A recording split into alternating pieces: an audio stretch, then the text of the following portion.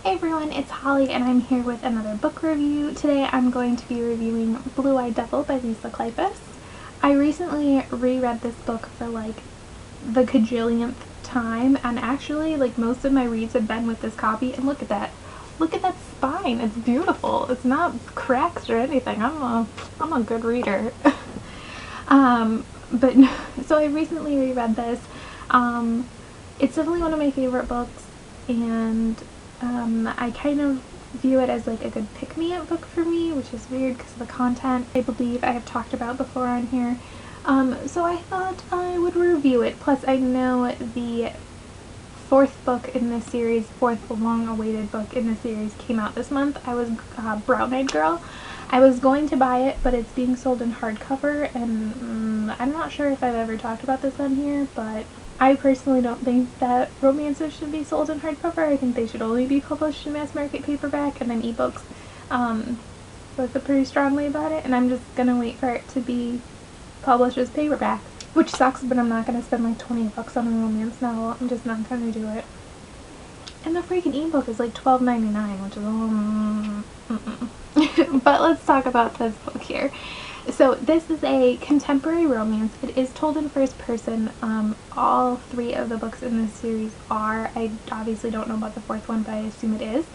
And it's told from the heroine's point of view, Haven. And like I said, it does have first person, and I will say that the bulk of this story is about Haven's personal journey. And part of that is that she escaped an abusive marriage, and there is a rape scene in here, and I just want to be clear about that in case that's something you don't even like hearing about at all. You can leave now. So, yeah. But this is, like I said, one of my favorite books. It's a 5-star read for me. It definitely showed me how good first person could be. Even who's our like protagonist really, and she is a rich girl, and her dad is like, is it oil? I don't know. They're rich in Texas. Like they are like royalty there. And she ends up kind of leaving it all behind to be with her college boyfriend and to marry him. And that does not end up going well for her, and she ends up having to escape that. And then she finally, one night, it just gets so bad, she leaves and goes home. And Hardy, who is the hero, knows her family, and he and her family have never really gotten along. And then they kind of strike up a friendship, and then it turns into a relationship. And a lot of the story is about her dealing with trusting herself and trusting men, and being more open to things and stuff like that. So Haven, I really, really like her. She's definitely a rich girl, but I don't think she's spoiled or anything like that. I think she's very realistic, like a realistic character. Like she's very aware of her family situation, and Lisa Kleypas does a good job of like balancing that whole like her feeling like not being like super woe is me, but having money doesn't mean you don't have problems.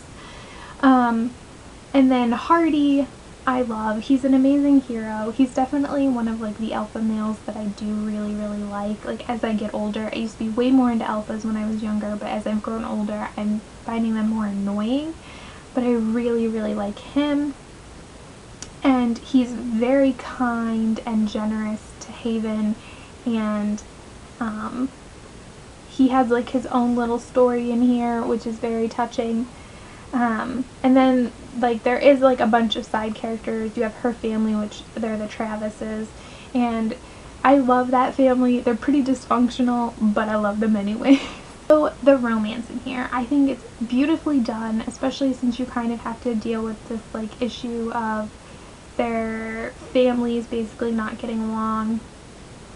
And it is a class difference story. Lisa Kleypas does that a lot, both in her contemporaries and her historicals. And I'm definitely a big fan of that, like socioeconomic and class differences. You also have obviously the added complication of Haven coming out of an abusive relationship. And I just think their romance is beautiful. and it always like gets me emotional, and I'm always touched by the scenes that they have together. For other plotty things, there is like a little bit of like suspensey things going on here, because there is still like, even after she leaves her husband, there's some drama there. And there's also, like I said, a huge part of the story is about Haven's personal growth, and I think that's really good. Like, she goes to therapy and having to deal with trying to be independent and make her own money and make her own decisions, but having faith in her decisions and all of that. And it's a really interesting like journey that she goes on. I probably said that word 5 million times. Oh no. The last thing, like all of my book reviews, is would I recommend this book? And I have to say I would. Obviously trigger warning for rape and abuse, but if those things don't bother you or trigger you, I would definitely suggest it. It's a good, solid contemporary romance in my opinion. Also, if you're going to read this series, I highly suggest starting with this book and not reading Sugar Daddy, the first one. I like those characters, but I don't particularly like that book. So I suggest starting here, or even the third one, Smooth Talking Stranger, and then like maybe going back and reading Sugar Daddy just so you can get that story, but it's not the best, I promise. But yes, I do recommend this. I feel like this wasn't my best review ever, but thank you so much for watching. Bye!